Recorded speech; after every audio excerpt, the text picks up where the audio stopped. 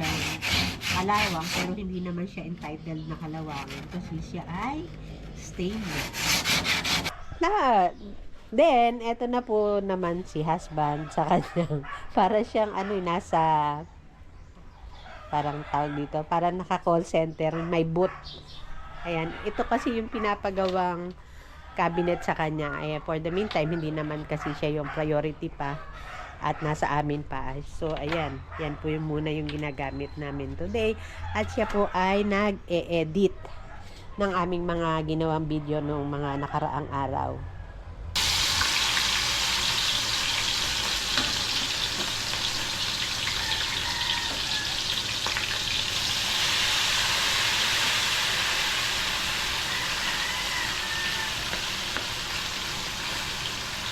Isa pa. Pwede pa ang isa. Okay.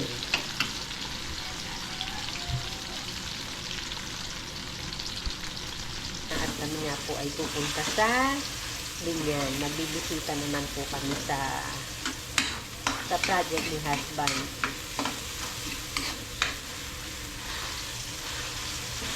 So, ganyan po umiikot ang aming buhay mag-asawa. Pero, ang kabutihan nga lang po talaga is yung hawak mo yung oras mo. Depende na lang sa priority. Ito, inihulog ko na rin po pala yung pusit. Marami-rami rin naman pala siya kapag akala ko kanina, lang kasi ilang piraso lang yung natira kasi nga iniihaw ko yung iba kahapon.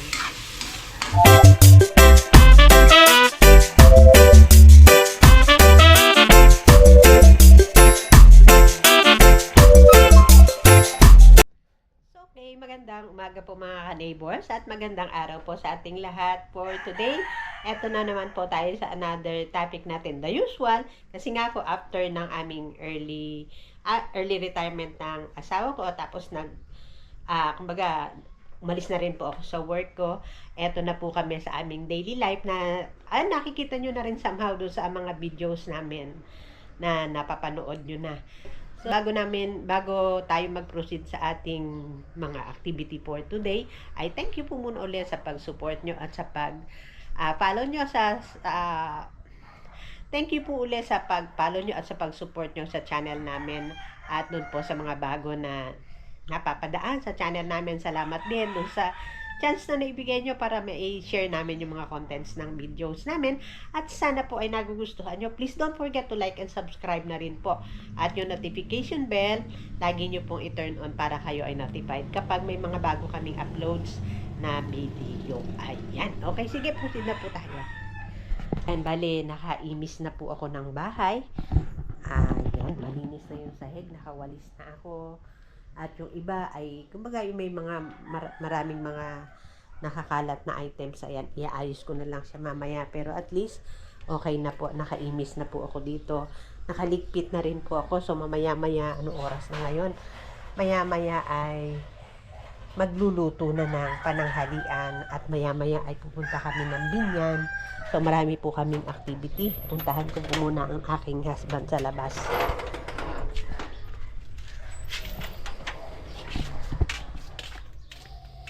Okay, eto na, nakatapon na rin po ako ng basura. O, wala na. Meron na ako konti pa. Tapos, eto yung ginagawa ko kanina. Hindi pa ako nakakatapos. Iniimis ko po or nililinis ko yung grill nung aming ihawan.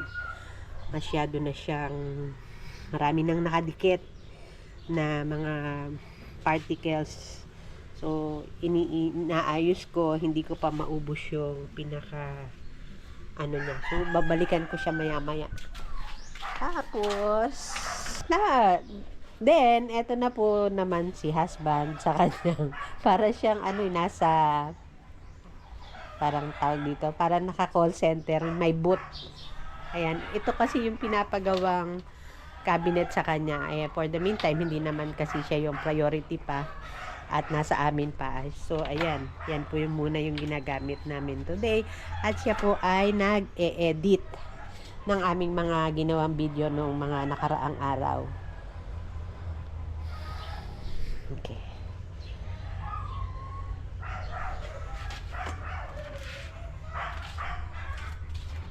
buti pagka hindi siya busy, talagang ano siya, tutok siya sa pag-edit at saka sa paggagawa ng vlog. Ayun, kapag ka siya ay very busy na talaga, ayun, saka napapasok yung ako naman yung gagawa. Pero pagdating kasi dito sa laptop, hindi ako masyado pang marunong doon sa yung marunong na ako mag-edit, pero yun the whole form hanggang sa pag-upload, hindi pa ako masyado marunong. Nasanay ako sa cellphone. Kaya nangapa ako noong lumipat na sa laptop. Kasi sabi niya maraming features na naroon sa laptop kesa doon sa nasa cellphone. So, okay. So, ito naman yung labas. Nakawalis na ako kanina. Nakapagtapon na ako ng basura. So, okay na. Wala na pong kalat. Hi, Jumbo! Liligo ka ba? Ha? Liligo ka mamaya? Uy! Liligo? Oh, ayan. Oh. Mamaya, liliguan kita. Oo, lulundag na naman. Tapos, meron pa palang bunga. Ayan, ewan ko kung kita nyo. Meron pa palang siyang bunga. Meron doon sa taas. Kaso, mataas na siya masyado. Hindi ko naabot. Ayun, doon sa labas marami pang bunga. Pero dito, ayun, meron pa pala. Maaabot ko pa to. Kayang-kaya ko pang sungkitin to mamaya. O mamaya or basta nagkaroon ng chance na manguha ko nito mamaya. Okay. Sitahin ko lang tong aking halaman. So ayan, pakita ko sa inyo yung aking halaman na sanggumay orchid. Tapos to pomegranate yan, bigay yan ng kaibigan ng husband ko na taga Halahala Rizal. Ano nga ba pangalan niya? Nagpunta kami last time doon At ito nga binigyan niya kami nito. Pink na pomegranate or yung granada yata ang tawag dito sa atin. Si Etot sa yung taga Halahala. Shout out nga kay Etot and family. Ayan, malaki na yung aming pomegranate.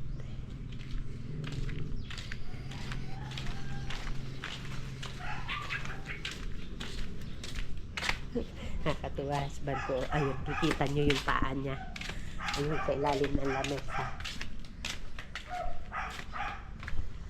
Hi! Shout out ka kay Shout out ka kay Jojo Balgos. Taga saan si Jojo? Pasig. San Mateo Rizal. San Mateo. Baka magtampo si magtampo si Randy. Shout out na rin kay Randy. Ano apelyido ni Randy? Zamora. At saka yung wife niya. Si Maricoy. Kumusta na kaya sila? Na-operahan So hopefully malakas na siya.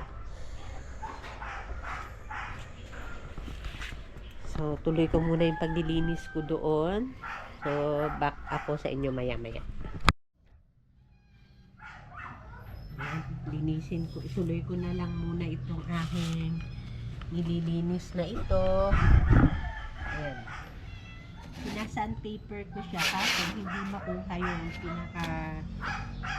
pagitan ng mga grease.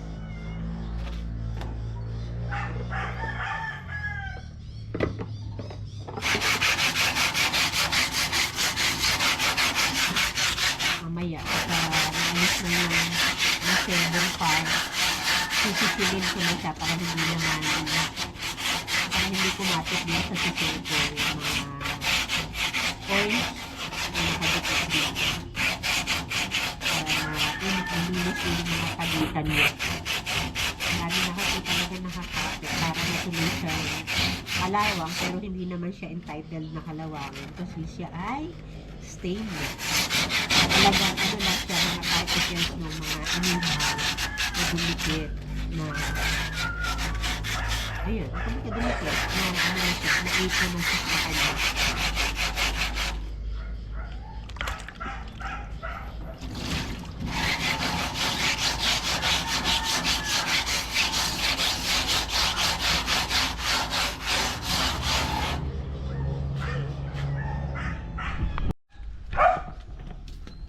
Okay, so ngayon ako ay papasok na dahil ako ay prepare naman ng pagkain.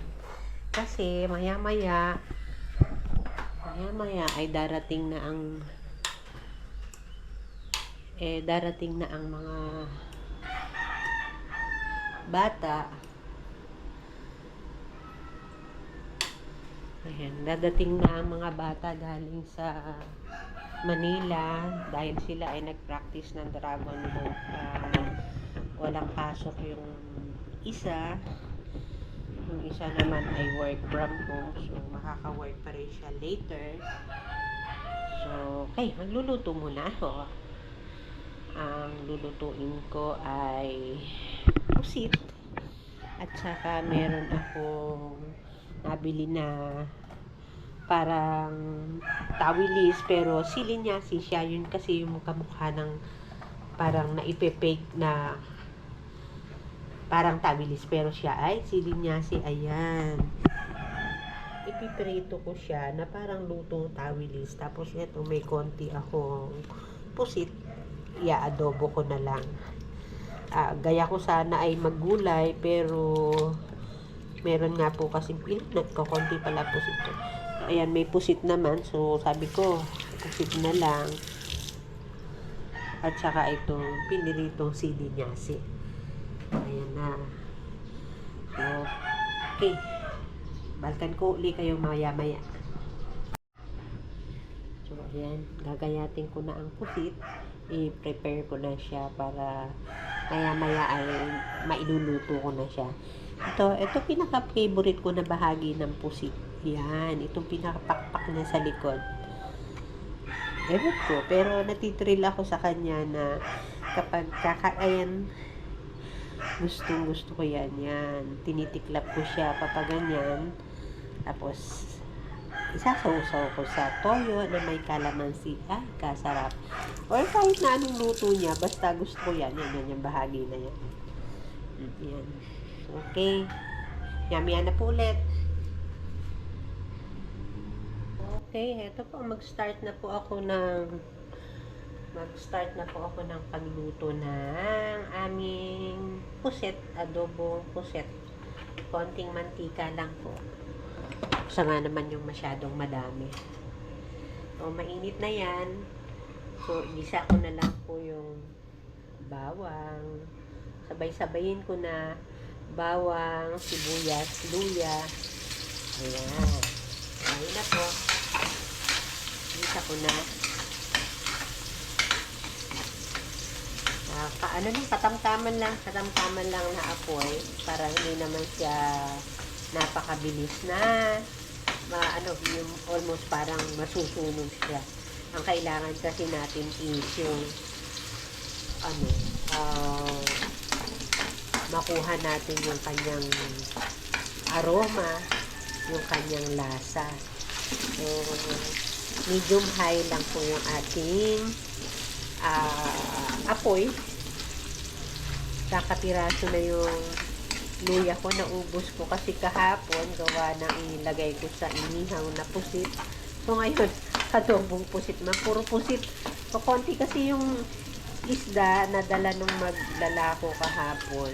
Yung magtitinda, doon kasi kami namamalengke, doon sa nagtitinda na yung umiikot dito sa place namin. Okay, yan yung available. Ayan. So, ihulog ka na rin yung kamatis. So, konti na rin yung kamatis ko. So, okay, konti rin lang naman, hindi naman karamihan yung iluluto ko. So, okay na yun. So, ayan. Ihulog na po natin yung kamatis.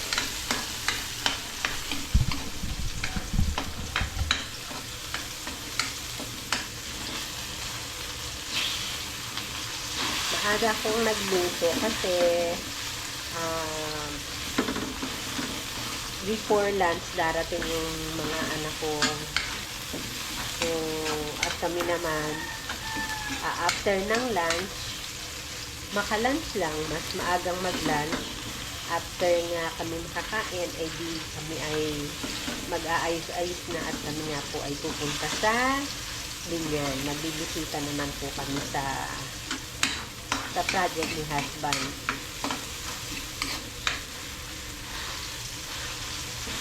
So, ganyan po umiikot ang aming buhay mag-asawa. Pero, ang kabutihan nga lang po talaga is yung hawak mo yung oras mo. Depende na lang sa priority. So, inihulog ko na rin po pala yung puso. Ayan, marami-rami rin naman pala siya kapag, akala ko kanina, lang kasi ilang piraso lang yung natira kasi nga iniihaw ko yung iba kahapon. So, okay. Ayan na po yung aking pusit. Lalagyan ko na po ng toyo at saka paminta. Tansyahan na lang doon sa, kasi karaniwan naman pag nagluluto ka, tansyahan na lang yung dami ng, tansyahan na lang yung dami ng toyo o yung mga ingredients na ilalagay. Kasi araw-araw naman, halos ganun ang ginagawa mo, yung mga sangkap, kabisado mo na, tansyahan na lang. Pero kung ito ay talagang yung pang-business, pang-benta, ay talagang syempre kailangan niya ay saktuhan yung mga measurement. Ayan. Bale, naglagay na rin ako ng paminta. Ewan ko ba bakit siya gumalaw. Naglagay na rin akong paminta. So, yung sinasabi ko kanina, syempre, kapag sa bahay, sabi ko nga, tansyahan naman, sa araw-araw na pagluluto, alam na natin yung mga timpla ng ating niluluto. Unless na ito ay pambenta o pang-business, kailangan talaga ay lagi kayong sakto doon sa lasa na binibenta nyo para hindi magbago yung lasa o yung consistency ng lasa ba ng tinitinda or binebenta nyo. So, sa bahay, ayan, entitled pang pero sabi ko nga, saktuhan po yung lasa. Minsan, may time din na napapaalat o tumatabang. So, yung hinahabol na lang po yung lasa para sumakto. Okay. So, luluto natin siya ng, isama ko na rin yung konting sili para may ibang, kumbaga pang counter daw ng lansa yon. Pero may kamatis naman siya, so maasim-asim na siya. Kaya takpan po natin at maya-maya, luto na agad yan. Okay, isitahin ko ang ating adobong pusit. Ayan, mukha na pong adobo. Kagandahan lang dito sa pusit na to, hindi gaya nung yung isang pusit, yung ewan ko kung anong tawag doon. Kasi iba-iba rin yung pusit eh. Ito kasi, kahit na matagal yung lutuin, hindi siya tumitigas. Mas lumalambot siya. Itong type ng pusit na to, ayan, masarap na. Konti pa. Lagyan na natin ng konting sabaw. Where is my konting sabaw? Lagyan natin ng konting sabaw. Masarap naman yung may sabaw ng konti. Ang hirap pagka konti talaga yung sabaw kasi gusto mo pa yung lasa, wala kang maisabaw sa kanin. Yan, sakto naman po yung lasa niya.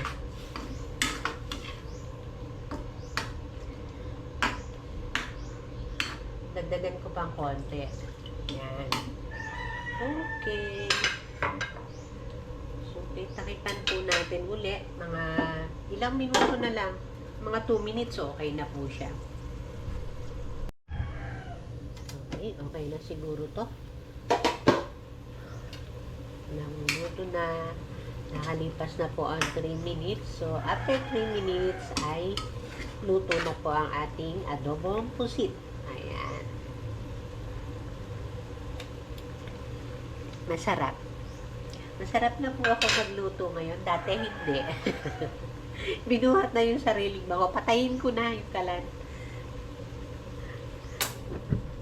Binuhat na yung sariling bango. Masarap na akong magluto. May lasa na yung niluto ko, kumbaga. Dati kasi hindi eh. So ngayon, magpiprito naman ako ng silinyasi. So, painitin ko na tong aking kalan. Ayan, bale, ito naman ay pinagprituhan ko na to.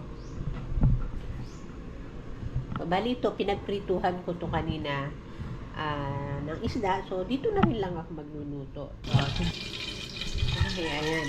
Dinagdagan ko ng konti. So, iinitin ko na muna uli siya para, diba, para hindi siya dumikit. So, ayan. Okay. Tapos, ito na yung aking silinyasi na ipiprito. Parang, ano siya, parang fried tawilis na style. Ano naman eh, magkamukha siya. Ang difference lang nila is, matuiba yung lasa. Mas masarap yung tawilis. Pero doon sa itsura niya, kung hindi kayo pamilyar doon sa isda, mapipake kayo eh. So, bali, ang ginawa ko dyan, nilagyan ko ng kalamansi, asin, at saka paminta. At saka harina para doon sa coating niya sa labas para ma-aid yung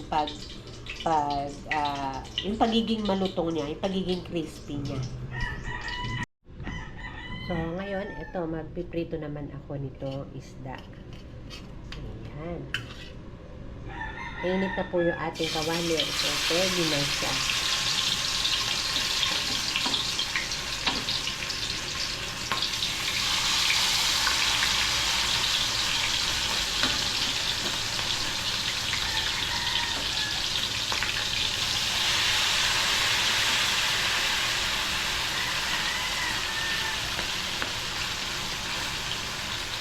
Pa. Pwede pa ang isa.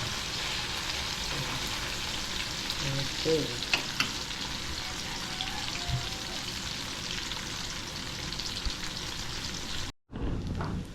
So, ayan. Okay na yung ating isda. Medyo nawili ako sa pagsa-cellphone. Parang nasunog na yata. Napihit ko na to kanina eh. Hindi naman masyado. Pero muntik na. So, patayin ko na po yung kalan. Okay. I-ano lang, tagilid ko lang para umus-us yung mantika niya. Yan.